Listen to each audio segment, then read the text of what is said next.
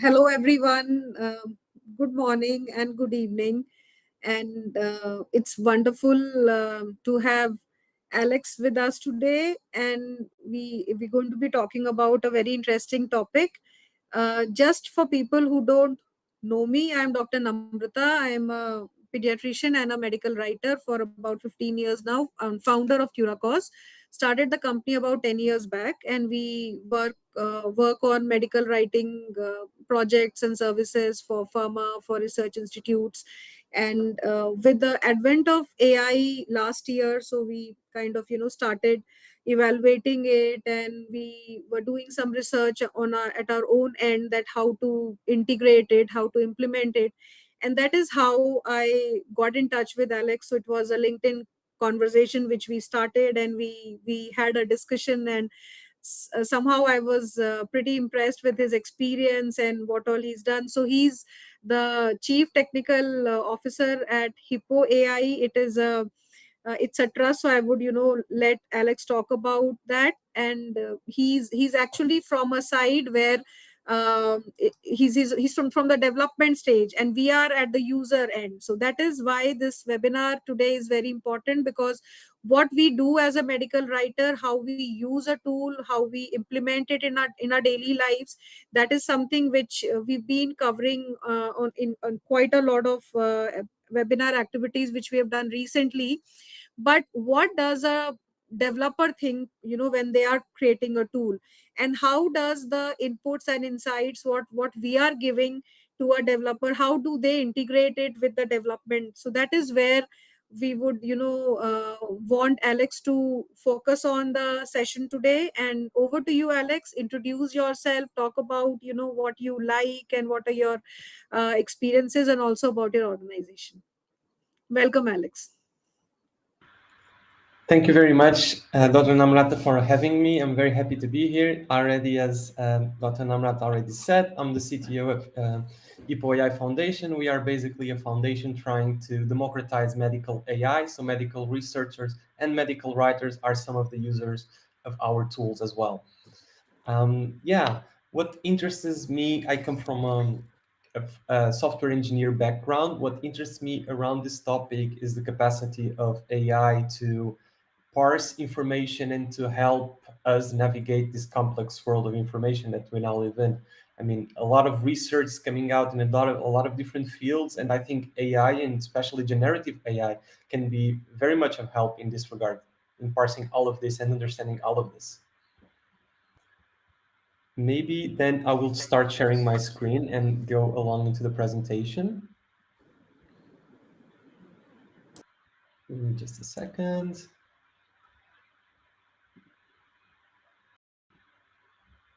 I hope you are seeing now and hearing me well. Okay, so as I said already, I'm a CTO at Hippo AI. I'm traditionally a full stack developer coming from Lisbon, Portugal. I've previously worked in Volkswagen as a full stack developer with always the very user-centric mindset, so putting the user at the core of guiding our products. And as I already said as well, I'm very passionate around collaboration and information exchange. I think that's what brought me into the generative AI field, and more specifically into the research field in generative AI, because I think that's where the most important collaboration happens as well. As I said as well, I'm responsible for in Hippo AI to basically streamline and guide the technical products. Now, a bit about Hippo AI. We are a foundation and a for-profit organization. Basically, we work in this called stewardship model, when our goal is to actually democratize and accelerate medical AI, in the sense that making it more transparent, make it more accessible to everyone.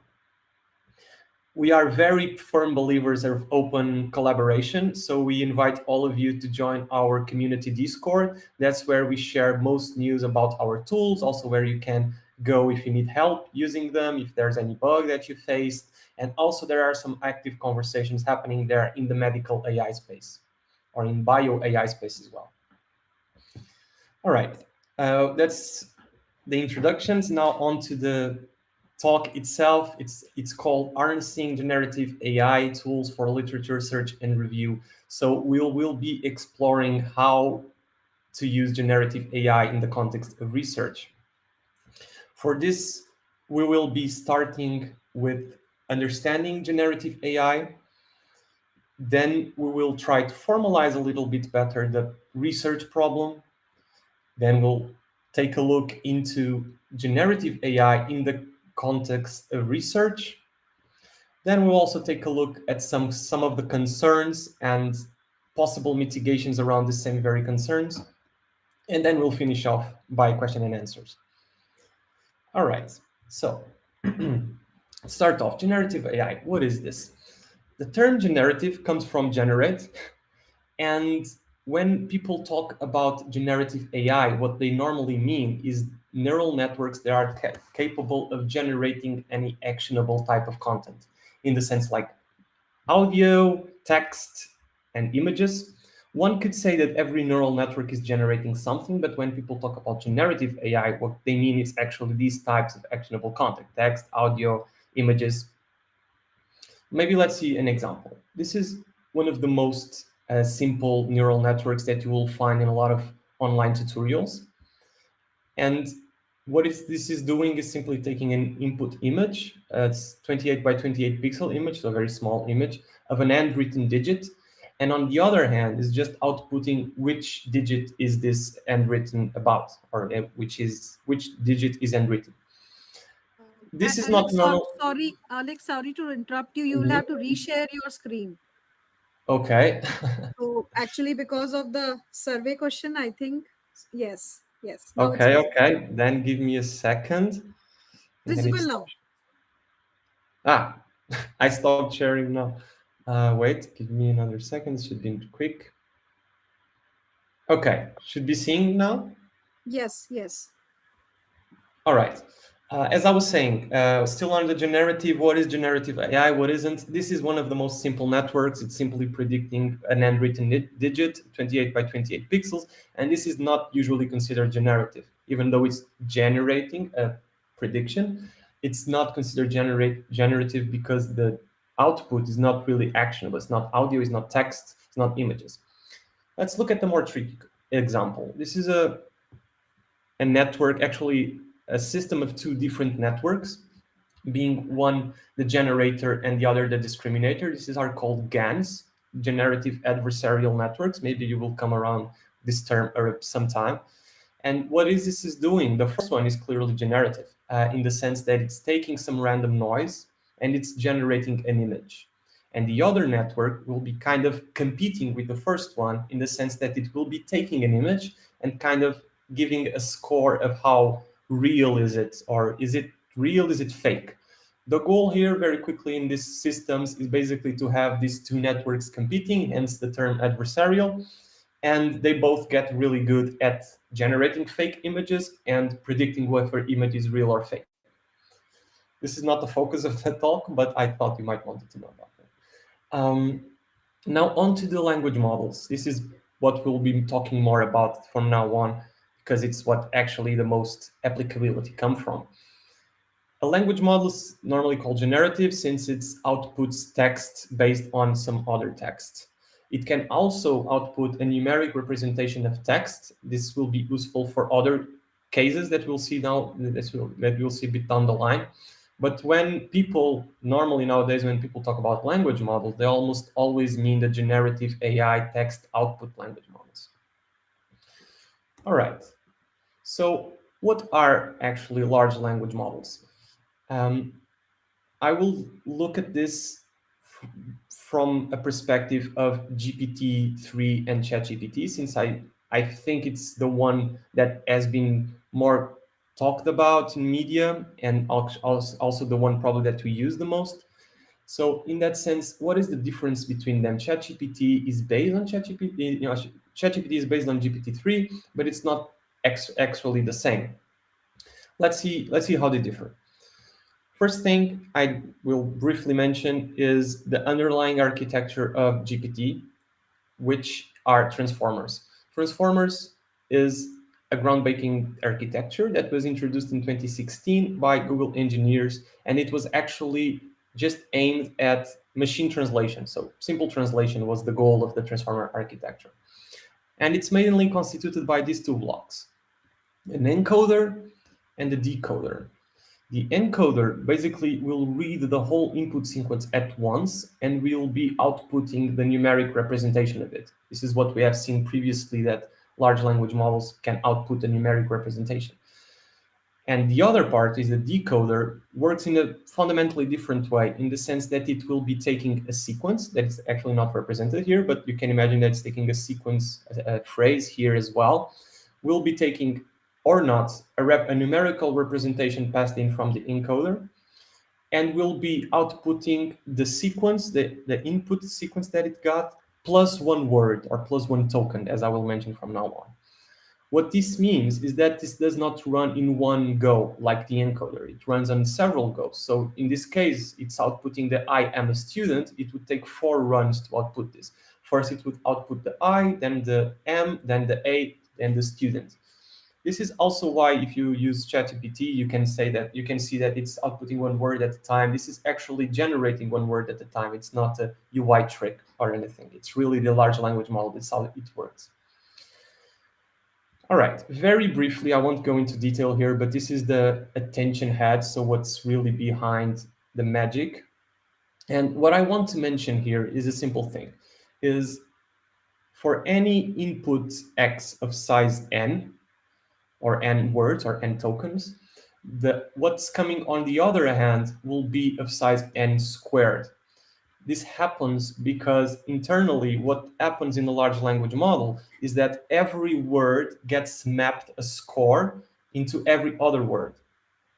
In that sense, it will be quadratic scaling. Every word will now have a mapping to every other word, and this scales quadratically, which basically can happen that you will run into this type of error, into maximum sequence length.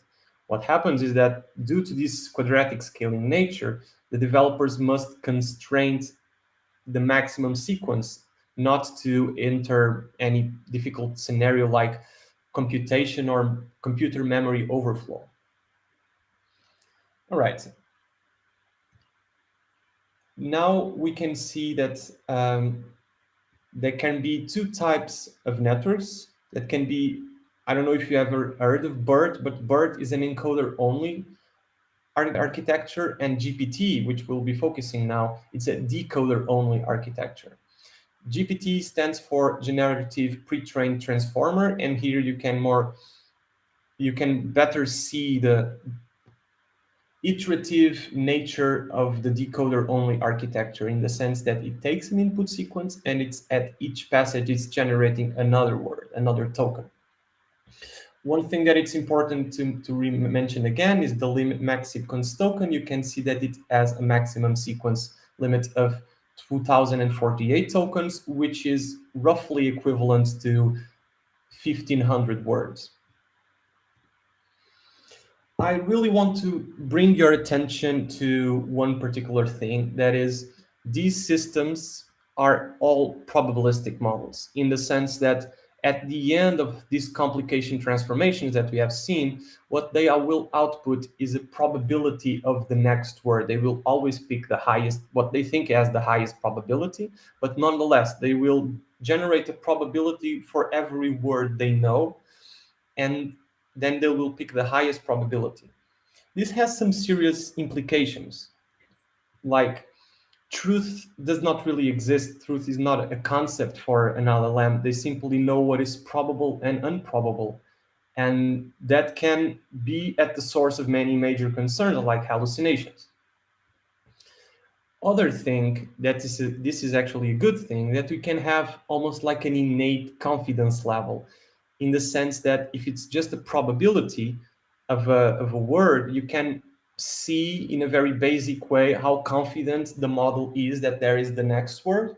This can help, for example, making AI a bit more transparent. I think maybe we, if after we understand these types of things, can make requests to the tools that we use to give us this kind of transparency and give us this kind of confidence in the next word. That could help maybe open our eye and make us a bit more alert to identify possible hallucinations.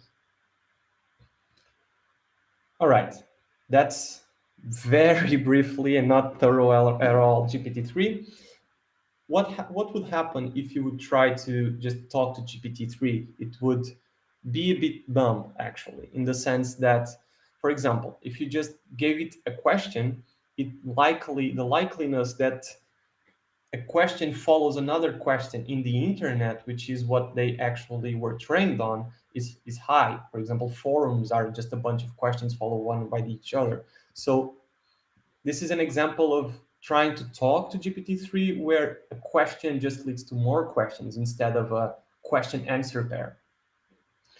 So what else does ChatGPT do to further improve the generation quality? We'll look into two parts, being the first, fine-tuning. Fine-tuning is a widely used technique. Probably you've heard about it. Maybe you have even done it. Widely used technique in the field. It basically involves taking an already trained language model and further training it. Normally, this involves new custom data, and the goal is to maximize accuracy in a specific downstream task or minimize errors in or the same task or the other task.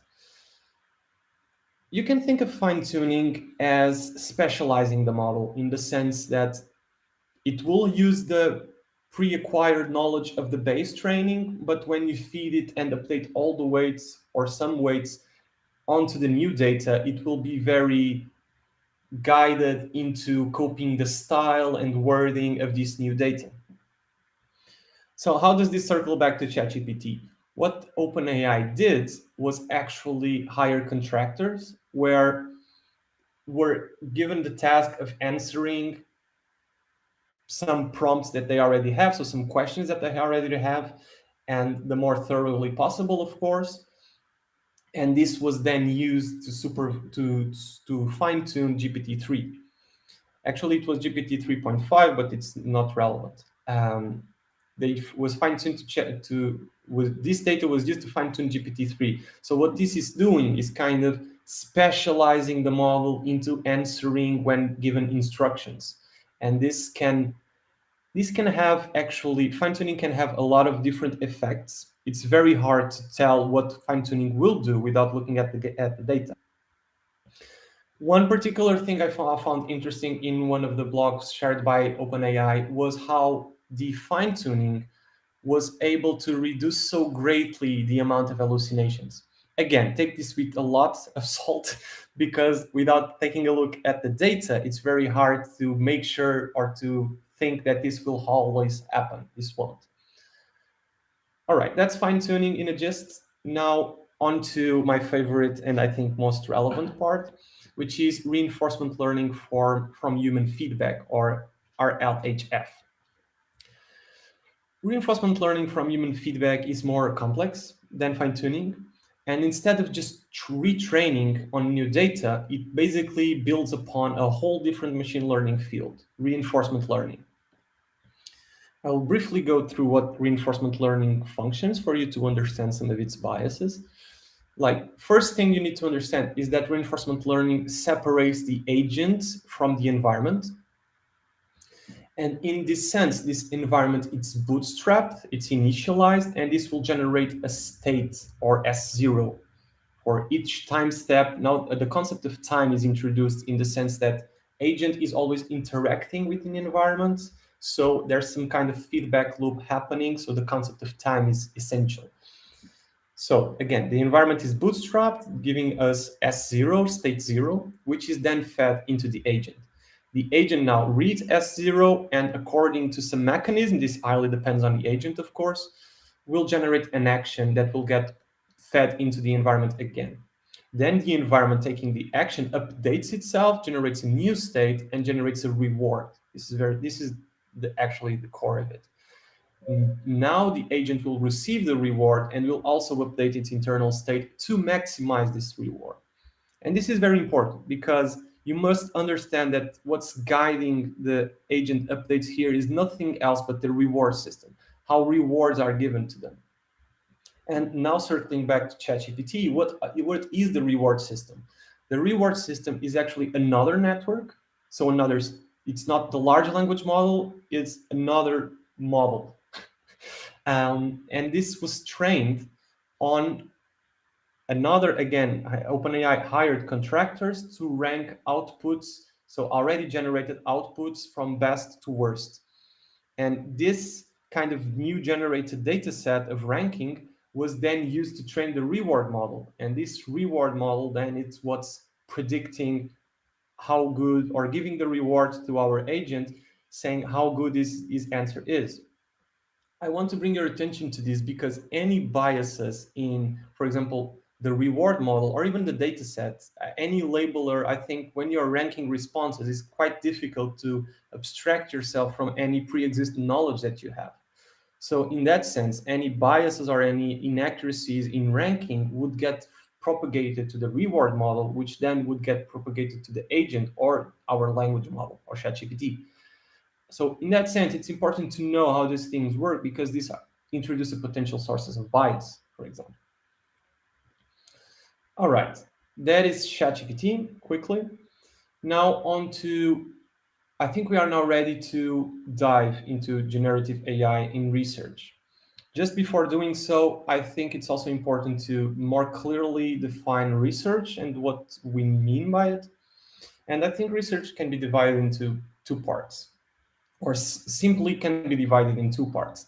One is the search part, the process of seeking out and just identifying literature, and the process of review, so synthesizing the information found. Now, I want to bring your attention also to any problems that already exist in these two fields. Let's start with search. Firstly, and I think the major problem, it seems that there is no single domain-specific tool that satisfies user needs.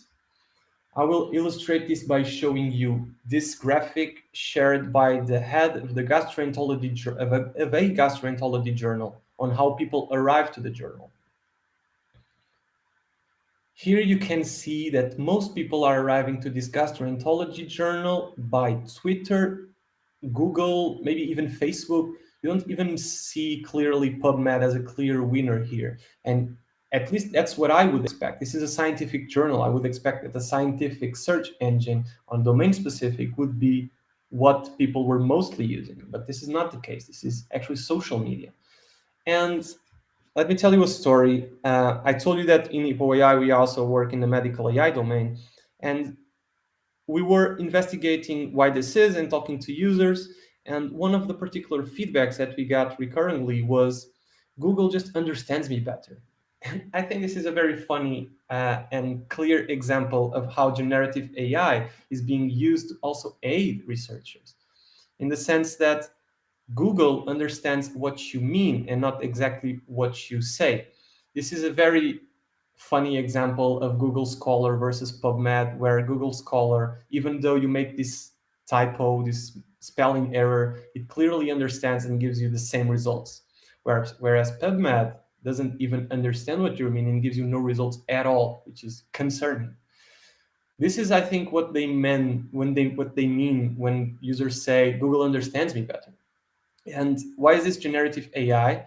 Google actually employs a 680 million parameters generative AI model to convert your query into a good query, so a non-mistyped query. This is actually what you see on top, like, did you mean this? And that's the output of this generative AI model. All right, that's search and gist. Let's now go into review. I think review, it's always this interesting problem of picking two out of these three. You can either go very fast, in very deep, or very breadth, but you can never do everything at once. If you try to maximize speed and breadth, the chances of missing out important information contained in the specific paragraph of a paper is high, and the other way around.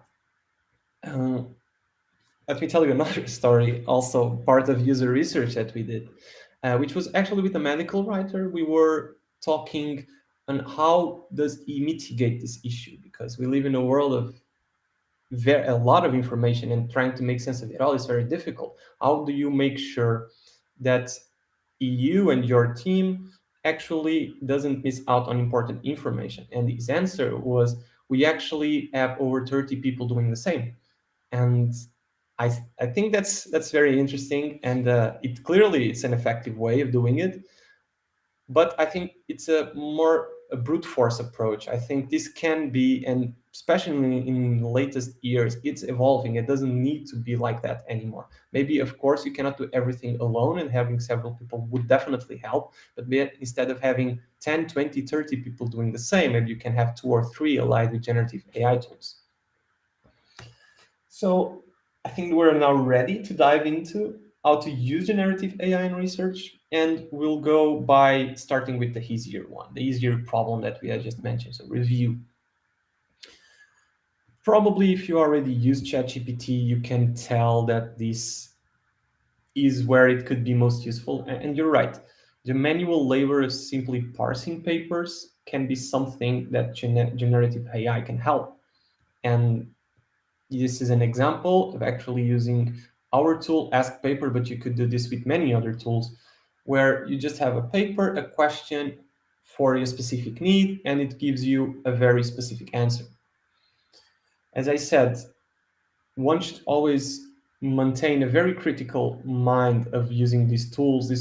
These are aids. This could help you identifying information, but you should never entirely rely on the answers that they provide. So there are a couple of tools to do this. I will just cover these two because they work in a fundamental different way, and one is actually from IPOEA. I've worked with ChatPDF, and I think it works quite well. Ask Paper also works quite well. In my opinion, it works best for papers since it's done explicitly for papers. ChatPDF, it's for any PDF like books. And in Ask Paper, we are also trying to, we are very, very active with the community in the this Discord community that I just talked to you about. And we have implemented some interesting features lately that were all suggested by users, such as prompt saving. Normally, you reuse the same prompt to different papers, and maybe this can help you save you a little bit more of time. You can also select which sections would you like to use for generating the answers. This can help improve speed and maybe even reduce a bit of hallucinations. And we also now have a demo or beta phase browser extension. All right, limitations on using such tools for this. First one, and I think the biggest one that won't go away so quickly, is hallucinations. ChatGPT and any large language model, as we have seen, has no concept of truth, has only concept of what is probable. So in this sense, this example is ChatGPT completely hallucinating a whole article based on the URL. And this is very interesting since they do not know, that do not have access to internet. They simply receive the query and they see what it's likely that the virtual assistant would say here, and they just hallucinate everything. So we need to be aware that this can happen, and we need also to understand why this happens so that we can be on the lookout. There are a few ways to minimize this. One you have already briefly saw, that was fine tuning. As I said, you kind of specialize your model, and that can lead to lower hallucinations, like the OpenAI showed. Not always though, but it can. I think this is more fit where when context is fixed. This is very used like in enterprise chatbots, where answers must be along with the privacy policy, with the refund policy. So if you really want your models to be very specialized, fine-tuning might be a good option. The other one, which is a bit more general, it's the retrieval augmented generation, which is a very fancy term for simply saying that you are feeding the sources alongside the prompts, or alongside the question. You, instead of just feeding in a question to ChatGPT and let him get all of his answers out of the pre-training, you basically give the paper text and say, this is what I want to know, please use the above context to answer it. And this would actually limit hallucinations, and this is what actually both ChatPDF and Ask Paper are doing. But there are some problems, like max sequence length that I've told you about. If your input sequence is very long, like a paper, the square root of the number of words would be gigantic. So you couldn't fit a whole paper into one go. So how do these different tools deal with this? I'll start with Chat PDF. What they do is actually something called Similarity Search. Remember when we talked about LLMs being able to generate numeric representations of data? This is what happens. They generate this numeric representation of both the question and every paragraph in the paper. And then they simply do a distance between this numeric representation, between this question and every possible answer. And the one that is closer, it's the one that gets used as answer. Here's a bit more high-level diagram of how they work. Here's the question. Then they perform this similarity search with what comes out of the vector store. A vector is just a list of numbers, so the numeric representation database. And based on that distance, they will just feed in the relevant chunks alongside with the questions to ChatGPT, which will be used to generate an answer. My personal experience with this is that it loses a lot of important local information, in the sense that it can take a paragraph out of the introduction, can take a paragraph out of the abstract, can take a few paragraphs out of the conclusion, but a lot of the material that connects everything gets lost. And this was my experience. So this led to a lot of inaccuracies when I was trying what best architecture would fit into a paper extraction system that demands a very high accuracy. Basically, what we do is we always feed the whole paper in one or more goes. Basically, what we do, we split the paper per sections or per chunks. A chunk can be, normally it's around a section, but it can be a bit more, can be a bit less, also depends on the paper. But we feed on the whole sections to the model, which will then having the user question in mind, will extract those insights. So this is the chunks, and this would be the question, and the model would extract all those insights. And then we basically aggregate all those insights already from the model and do another one. Those insights will naturally be shorter than the paper. So in our experience, this leads to much more accurate results. I advise you to take a look for yourself. This can depend on paper. This can depend on questions. Everything, it's very flexible. But our users' experience and my experience as well is that this works best. Let me know though. All right, now on to search and out of review. Literature search, it's a bit more complicated in the sense that the generative AI usages are not so evident. We already seen one, but it's not really like the Google understanding what you mean. It's an example of generative AI being employed in search, but not really from a user's perspective. It's more like from a system perspective. I want to introduce this topic by giving you another example. As I said, we did some superficial user research on medical researchers and how they were finding data. And their answers were mostly personal connections, social media, or just reading the papers manually and seeing what data sets are mentioned, and then Googling the data sets, and that was the workflow. So this led to a seemingly obvious but important finding, that is, any state-of-the-art research could be reformalized as a paper research plus an insight extraction research, if you will. And this is very interesting, and there's different tools that can help in both of these parts. On the search, there's of course the traditional search engines that you are already using. I want just to bring your attention to two particular ones, which is Semantic Scholar. I really like Semantic Scholar because they follow open source principles. They provide the data set, they provide free APIs for you to try and build your applications upon. They have a lot of papers, and they have a couple cool AI tools, generative AI tools, like TLDRs, two-line summaries of every paper, so a bit more short than the abstract. They also have recommendation based on collections, so you can create your own collections, and as you go, they will then recommend you papers that they found or papers that were recently uploaded. And they also have a free API, so they power a lot of search engines actually. And then there's OpenAlex, which is a very similar project, also follows open source principle, also has a lot of papers, and also has a free API. I'm mentioning you these two because I think that as a end user, what you must be aware, and when you're using a search engine, you must always check what data sources are they using. More often than not, there will be a lot of overlap, especially Semantic Scholar. And in that sense, if you can diversify the data sources in your search engines, the likeliness that you will miss out on information are less. So this is a personal tip. All right, around the second part, the insights extraction, we already have seen that generative AI tools like ChatPDF or Ask Paper can be effective here.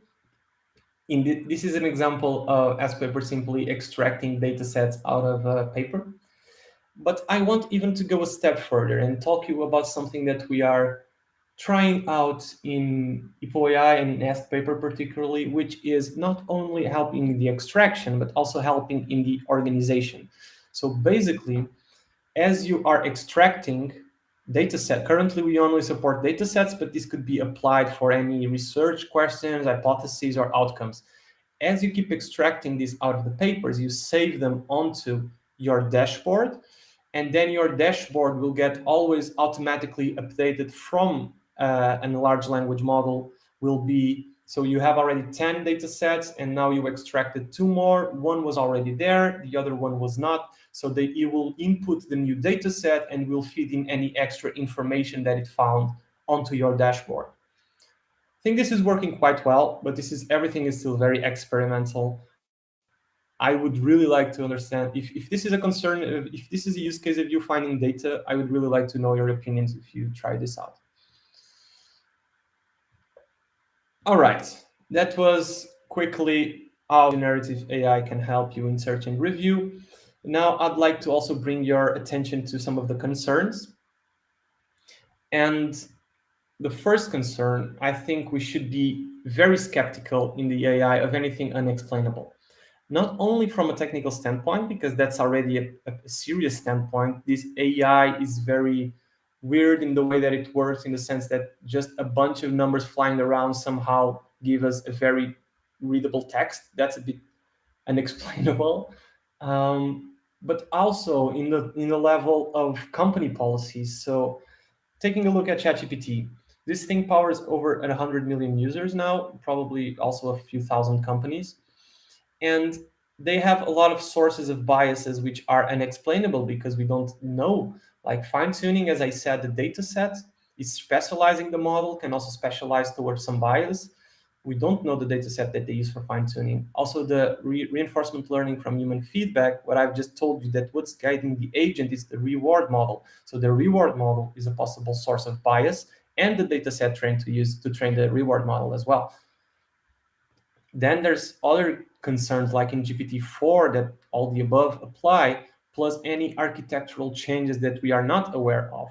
I tried to read the 98 GPT-4 report, and they didn't even mention any architectural changes. They just mentioned benchmarks. So saying this is much best on ChatGPT, but they do not tell why. And this is very concerning when we are especially using this for something that is requiring a high accuracy, like research. This, of course, sources of biases bring some ethical concerns. And especially because these biases can be racial biases, can be political biases. And here I just want to bring your attention that this is not a joke.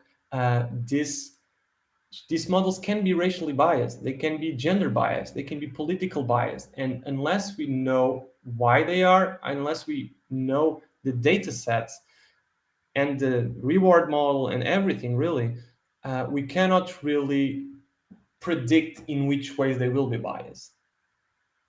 This is a very blunt bias example, but it can be a bit more nuanced. This is not actually so much of an hallucinate or a bias, is more like using ChatGPT to defend some conspiracy theories. And maybe any conspiracy, widespread conspiracy theory could be seen as true from ChatGPT if that's what the internet thinks, that's what ChatGPT will think. But nonetheless, again, we need to understand the data sets, we need to understand the reward model so that we can properly pick into the biases and predict which bias will the systems have. Now, other different concern like privacy. So OpenAI is admittedly using users' data to improve their models. There it makes, even though in theory that is a good thing until we have access to the model and how this user data is being used, especially in the new field of AI, there are some possible privacy concerns here. And this is from the policy side, and there's also the technical side. This is Stable Diffusion. I don't know if you know what Stable Diffusion is, but it's a very famous generative AI model that works basically on images. So it's like ChatGPT, but for images. And this is a paper called Extracted Training Data from Diffusion Models, where these models can be tricked into outputting almost the exact thing that they saw during training. And these can be concerning, especially if you are using some private data for training, which can be sometimes being used. For example, this Stable Diffusion now has a lawsuit under them because some of these generated images actually contain watermarks. So it was the watermark is not something that just magically appears in an image. It's something that was used to train the model. So in that sense, it's almost a confirmation that there were some privacy oversteps when getting the data to train these models. Now, around misuse, I think this is true for any technological innovation, but especially on AI, it's lowering the barrier for misuse for most of people. And this example is just ChatGPT outputting a script that extracts payment information and forwards it to a specified URL. This is generative AI helping in harmful use cases. And now I would like to take a look, how can we mitigate this? I will take a look from two, not necessarily competing, but normally this comes from two different islands of people that support more tight regulations like AI algorithmic accountability, or even limiting the amount of AI content that's out there. And also the other island, the democratization and open source. So actually the other way around, so opening up, maximizing the content and maximizing knowledge around these models. First, let's summarize and write a bit better down the concerns that we just talked about. First one being ethical concerns, manipulation, and misinformation. So manipulation, the bias of the underlying models, when paired with large-scale usage, can lead to mass manipulation and steering of public opinion towards racial bias, political bias, any type of bias. Misinformation, any lack of understanding of the underlying systems can lead to exaggerated confidence in the outputs and possibly hard to detect unfactual outputs. Then there's the privacy concerns. So the data being used to train these models without consent, like the watermarks thing, and the leakage of personal information that can be used on these models to output actually training data, which can be private data. And then the misuse, harmful use cases, any technological innovation could be used before we have proper prevention, detection, or mitigation mechanisms. I want to first analyze this on the light of regulatory constraints. And I really think that this will have almost zero impact on manipulation and misinformation. And the reason is very simple. It's because this is not something that it's easy to detect. This is very hard to detect. You cannot really say, okay, OpenAI, you are using ChatGPT to manipulate hundreds of thousands of people. It's not like that. It's not, maybe sometimes the bias are not even intentional. So it's very hard to detect where this manipulation and hallucinations are coming from. This is technical problems as well. So regulation won't likely solve it. Then there's the privacy. I think on the part of using data without consent, it can have a very good impact, a very high impact. Like GDPR has worked quite well on safeguarding users' privacy data within companies. And I think same principles can be applied to safeguarding users' data in AI training. On the leakage of personal information, I don't think this will have any impact because, again, this is a technical problem. This can still happen. No, is not by having some rules that the models will fundamentally work in a different way. So in that sense, it doesn't have impact. Plus, I think it's important to mention that over-regulating can have a limitation on beneficial outcomes in the sense that I'll illustrate this by one example, which is the healthcare industry, which is probably you know this better than I do, but it's very tightly regulated. And sometimes this can hinder a lot of progress. For example, telemedicine was not really adopted until COVID, but the technology has been around for a couple of years.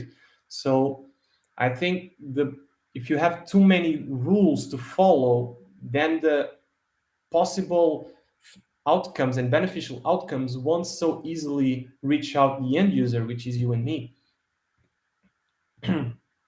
On the harmful use cases, I think this is very important. I think this is actually has a very negative impact in the sense that anyone willing to break the rules could use this tool still, and anyone that are not willing to break the regulations put setting in place will have to abide by them, which can de-accelerate them. So anyone willing to go around the regulations would be quicker than the ones actually following the regulations. And one thing, I can give you another example. I don't know if you heard about Llama, which is open source GPT. Now open source. When it came out, well, actually it was not open source. It was lightly regulated in the sense that everyone could theoretically have access to it. You just had to fill in this form saying that you have good intentions, saying that yada yada yada. So after you get accepted in this form, I actually applied like the day it came out and still waiting for an answer. Um, the ones Basically this model was leaked 2 or 3 days ago via torrents, which is kind of an illegal practice in some countries for ways of getting piracy content. And in that sense, everyone willing to go around the rules, anyone willing to use torrents and to download illegally the model were put in an advantage. And these people which are willing to break the rules, I think will be more likely than the others that are not to be bad actors. So this will put people who are breaking the rules in a position of power over the people that are not, that don't want to break the rules. So this is a danger of over-regulating. Now let's look at the democratization and open source principles. I think the manipulation gets completely solved in the sense that any by if you have access to the data set, if you have access to the reinforcement learning from human feedback, if you want to know why the thing is biased, you can just look. And that's a very powerful thing. It's basically developing in the public. And that, in a way, at least gives us the tools to completely solve manipulation if it's happening. Now, it doesn't just opening and problems won't magically go away, but at least gives us the tools to understand them. That's really powerful. On the misinformation, I think this has a moderate impact in the sense that, again, this is a technical problem. Hallucinations are not something that simply by opening why are they happening, they will stop happening. But I think that understanding why it's happening will put us in a better position to mitigate it because we will learn of it. And in that sense, it can have a positive impact. On the privacy concerns, data used without consent, again, this is solved because if you know what data sets did they use, you can, picking on the watermark problem, you can literally go and see, is this data set contain watermarked images? If it does, then it's a privacy concern. If it doesn't, then it's not. So in that sense, through transparency, this problem is solved. On the leakage of personal information, Again, same thing as the misinformation. This is a technical problem, and simply by opening won't solve it, but will help us understand the system, and in that sense, it will help us mitigate the issue. On the harmful use cases like hacking, phishing, on the other misuse that you can think of, this can have a moderate to high positive impact. On the one hand, we will be empowering everyone. So we'll be empowering bad actors. Anyone that has malicious intents will now know more about the systems. But at the same time, anyone knowing more with good intents will also know more about the system, and will also try to mitigate, to prevent, and to identify these misuses. Can give you an example. I think when ChatGPT came out, now it's a bit, the dust has cleared a little bit, but there were a lot of concerns around this being used academically to fake and to skip and to do not actually learn, but just use these tools to diminish critical thinking. There was some arguments that I've seen, and I really liked how this was a concern, a valid, super valid concern. But then the good community came up with ways to identify if either a text is or not the AI generated, and this wouldn't be happening if ChatGPT hadn't gained this widespread use, and it wouldn't gain its widespread use if it wasn't free, if it wasn't open. So in that sense, it's not open per se, but it was free to use. So in that sense, again, education will help mitigate any issues that is technical, because it will increase knowledge on it, and it will empower everyone, which are majorly good actors. All right, we are coming to an end, and we have now seen how generative AI works in more detail, and that has opened us to the possibility to more properly understand the limitations, why that happens, and possible mitigations for its dangers and risks. I really hope we can jointly continue this path of enlightenment, possible only under the principles of open science. Through education, scrutiny, and debate, we can truly achieve aligned artificial intelligence. I hope you learned something today, and I'd be willing to continue this conversation with you either on the Ask Paper community Discord or personally through LinkedIn or any other platform. Thank you very much. Now, any questions? Thank, yeah, thank you so much, Alex. It was a lovely presentation, and so much to learn, because we don't know this part of it. We don't understand the part, how these things are being developed, and what do you have in your mind, what challenges do you face, and how do you use the experience of people who are working on it, and then Absolutely. go backwards and integrate into it. So I think we can have the questions now. Mm-hmm. I think I So can see two questions. Is it yes, yes. So okay, so yes, all the participants who have registered for the webinar will be receiving the recording. And okay? if Alex, you are fine with it, can we also share the presentation? Because that, Of that course, for sure. that's okay. Okay, so Yeah, we will share the presentation also, as well as the recording. I can see the question. How can the bias be controlled? We have actually seen two ways of um, mitigating the bias, not actually totally control it. One would be to fine tune it, to specialize. The other one would be to limit the answer to the context that is provided to the LLM, so the retrieval augmented generation that I've thought about. But in my opinion, the best way to control the bias would be to understand the model. Anyone who really wants to control the bias, first thing we need to do is understand where did the bias come from. And that can only be done if you take a look at the data set, if you take a look at the reward model, if you take a look at why the system is behaving the way it is. And I think, to add to it, I guess the experience of the model, and the experience of the more experience of more, data sets are put into a machine, the better it learns. And that's Yeah, what, like, from a lay person, I think, from somebody who's not from a technological background. So that's my yeah, understanding. for sure, for sure.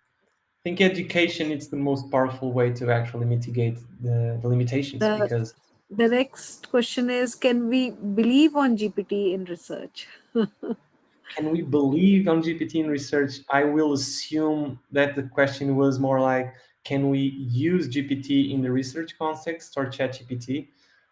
Um, ChatGPT, I would answer to ChatGPT.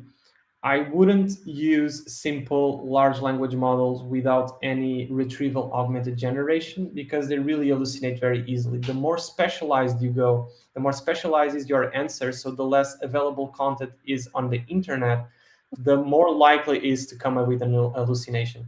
So what I would say to you is more use any tools that are a bit more domain specific.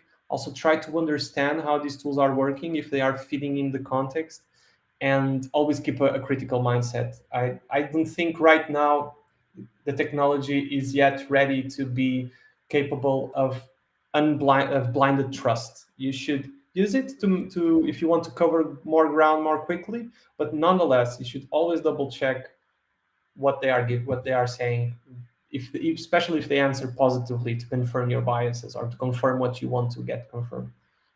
Yeah. And to add here, like this is actually for the authors and writers who are there in the webinar today. So even the guidelines are talking about that even if you have used an AI tool or a generative AI tool, it is the author, it is the researcher who's responsible for the correctness of the information or the accuracy of the information what we're including. So even if chat gpt or any other generative ai tool has given an information which is not correct, we can never put the blame on that tool, so we have to be responsible for it. So that's how it is, and that's what the guidelines are saying now, and that is what all of us have to follow. So what alex just mentioned, so it can reduce the time, but then the final check and the final responsibility of that content and whatever data we have taken, it still lies with us, and it will, I think, always lie with humans, and that's not going to be replaced anytime soon. I agree. Okay, I see this so question. What are the latest research topics on generative AI? I will assume, I mean, is this question coming from someone who wants to, is this coming from as a medical AI, as a medical writer, or as a computer science researcher?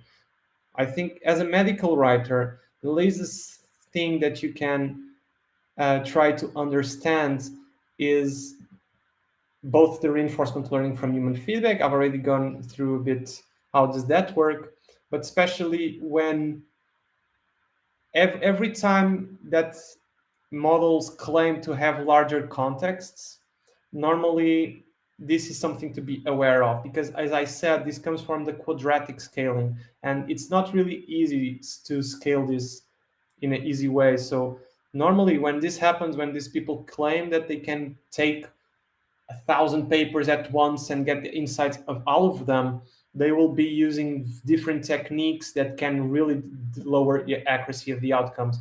So don't ever expect a magical tool to read as good as to read 1,000 papers as good as it reads one. So maybe that's what I would say as a medical writer, to be aware of latest research is the maximum context or maximum sequence limit that it's been increasing lately.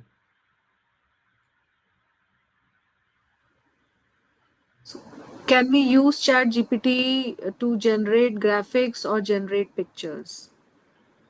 Uh, depends on the tool. I will tell you a story of one that I used.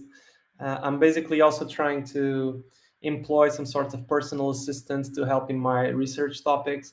And I made a question that was give me the suicide and depression rates from 2000. And basically he did one thing good. He went into an article and got some data points. So we got the data point for 2005, I think, and 2018.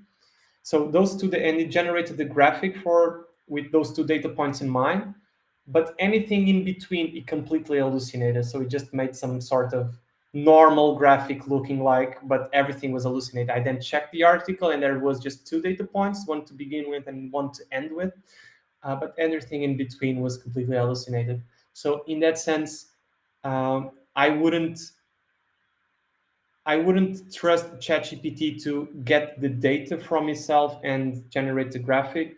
But the code, I think there's the code interpreter now that can generate graphics based on your own data, and I think that's very fixed to really use your data. So if that's the tool that you're mentioning, I think that's trustable. But nonetheless, I've not used much that one. I always advise you to try, if possible, try to understand how the thing works on a high level to see if it's likely to be hallucinated or not. And one of the tools which we our team has used and they have got some good results is biorender. So if you have to create a graphic from text or maybe mechanism of action, or sometimes we also have to prepare graphical abstracts. So biorender is one good tool. So code interpreter is, I think, still in the beta stage and it's not yet. So it's a very limited version, and I think they're still working on it. Yeah, So okay. I mean, I did not try it on my own, to be honest. The next question is, I'm a beginner in AI. How can I get training to fully understand how I can use this in my research? So, any As a, tips as here? a as a fully beginner, I would advise you to go through some online course. It's a bit difficult, especially in the AI field. A lot of people are writing content about, and the notation can change. The way they mention the same thing can change. For example, the context limit or the maximum sequence length actually refer normally to the same thing, but some people call different things. So in that sense, I would advise you to try to use any platform for courses where someone is actually always the same person is teaching you, keeps the same notation. And if you can find anything more domain specific to your research, that's great. If you cannot, maybe it's just go with something more general, and I'm sure that you will get some high level intuitions that you can use. One platform that I can recommend, I did a lot of courses there, is Coursera. I really like the way of doing things. They really are good at explaining. Normally they explain bottom up. But again, yeah, maybe talk to anyone that is also a beginner and is doing courses. Go through feedback, what users are preferring. That's a good way to go. And yeah, and I think just being open minded and discussing, and like all of you are attending this webinar, so this also kind of will allow you to research the topic and go more into depth, and you understand from others who are working on it.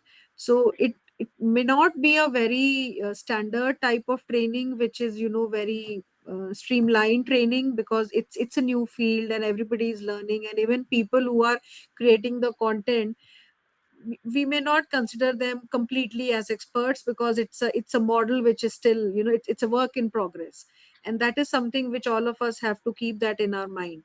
So reading, discussing, and if you have any queries, reaching out to people, connecting to people on LinkedIn. So I think all that is going to help you, and it will enhance your knowledge. Absolutely. As a plant breeder and geneticist, how can I use chat gpt? Um, I mean, you can use it in a lot of different ways. The lowest, more reliable thing that I think anyone really can use is just as an aid in writing. Like, if you want to improve your writing, if you want to brainstorm just on writing topics, like what I do is normally I write some script, very brain dump, and then if I want to make it a bit more professional, if I want to make it a bit more uh, readable, I can use ChatGPT to just convert the wording and maybe do some grammatical correctness. That's the first level that you can use. Second one would be things that we covered in this webinar, like using these tools for review. Trying, if you want to understand something about the paper, maybe try to use these tools. It's not exactly ChatGPT, but are generative AI based. So I would advise to you at least those two you can do with a high degree of confidence. Always skeptical, of course. Always verify the results, but nonetheless, that's two good uses.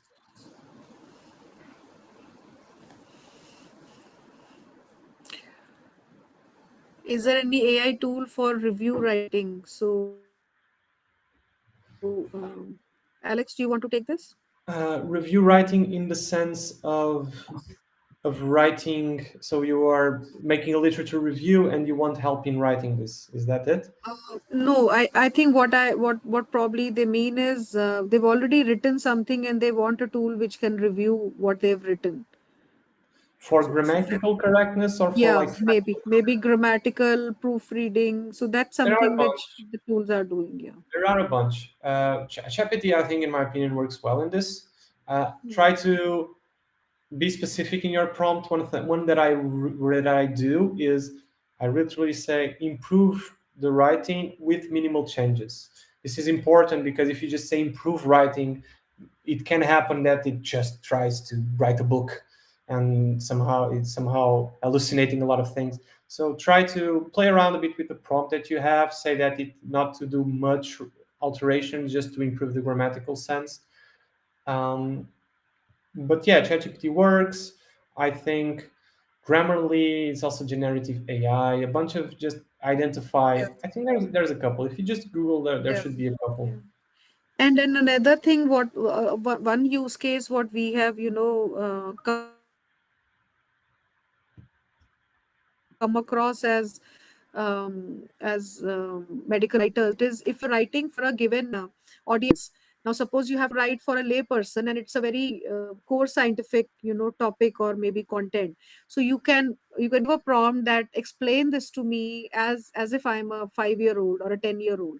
So something like that. So you get the content. So it may be a similar content, the science is same, the evidence is same, but how we are presenting. So we found that these use cases are very helpful for writers who are working in this field.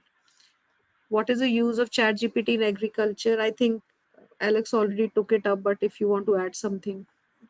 I think this goes very well, very along the lines of the answer for the plant breeder in Yeah. Genesis. Any topic really.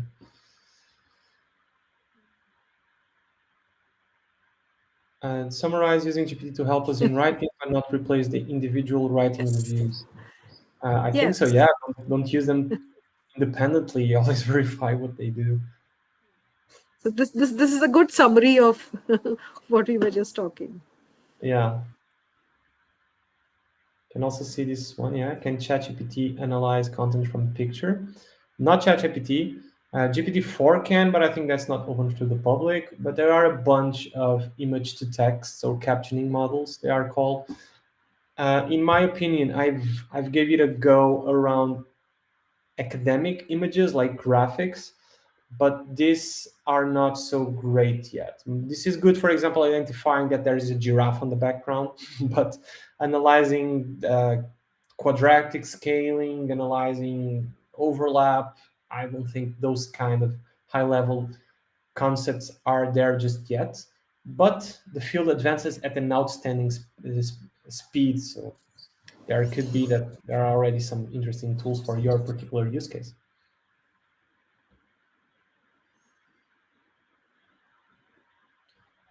Uh, Yes. okay. All right. You spoke about a tool called Ask Paper. Can you demonstrate an example on the correct way to use it? I think the best thing that you could do here is, first of all, go just to askpaper.ai. That's the URL. And the second thing that you could do, if you go into the Discord, there's a couple of users sharing their print screens, sharing their usages. I normally like, as again, I said I'm a user-centric developer, so I like that tools that do not need education to be used. I like intuitive tools that are easy to use. So that in that way, I will not really answer you. I would like you to find your own way to use it. And if it's not intuitive, it's hard to use, if you could just say that in the Discord community, it would help us bettering. Or you can just ask users how to use their what were their experiences. We have some food technologists there. We have some people doing prosthetics. We have a couple of different people there. Can you share the Discord channel link here in the chat box so that if anybody I will wants to? share the askpaper.ai because in order to Okay. fully use it, you literally click join in Discord and it forwards you to Ah, the okay. Discord group. Okay. Sure. Can we utilize GPT in writing? Can you use GPT in In transcription? transcription. Not GPT. There's a different model called Whisper. Also, I mean, there's a couple of different models, but I really like this one, which is Whisper from OpenAI. It's not open. It's not. I mean, I think they actually shared a lot of the architectural that they do. It's called OpenAI Whisper. It's a transcription model. It works really well. I use it to generate subtitles for user interviews that I did. So that I wanted, when I wanted to review the user interviews, maybe reading it would be faster than hearing it. So I just generated the subtitle and then just read the whole subtitles.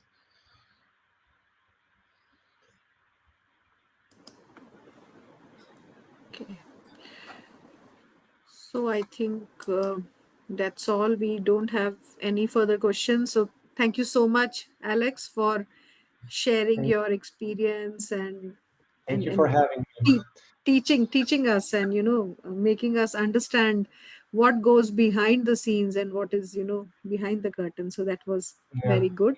And all of you guys, just try to contact Alex on LinkedIn. He's very prompt on LinkedIn, and that is how we connect and how we talk. So that's how it is.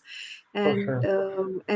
anyone, if you want, and you will be receiving the recordings, you will be receiving the slide decks. If there are any queries which are left, you can always write to our team, and they and all of them, they can just collate the queries, and then maybe ask Alex, and Alex can be kind enough to give us responses if there are any queries which are left. For sure. uh, okay, then thanks a lot, and we will close the session now. All right. Bye Yeah, bye, bye guys. bye. Can I just make a little disclaimer saying Yeah, feel free to yeah, yeah. reach out on LinkedIn. I'd be more than happy to talk to you and answer your personal queries. I will also, I think this education thing is a very important thing, and I also intend on creating a blog or maybe video content to help Yes, you navigate this world. So if you want that's to very keep up to date to it, something like this one, just message me and follow me on LinkedIn. I will be sharing there. Thank you very much. Thank you so much. Thank you so much. Bye bye. Bye bye.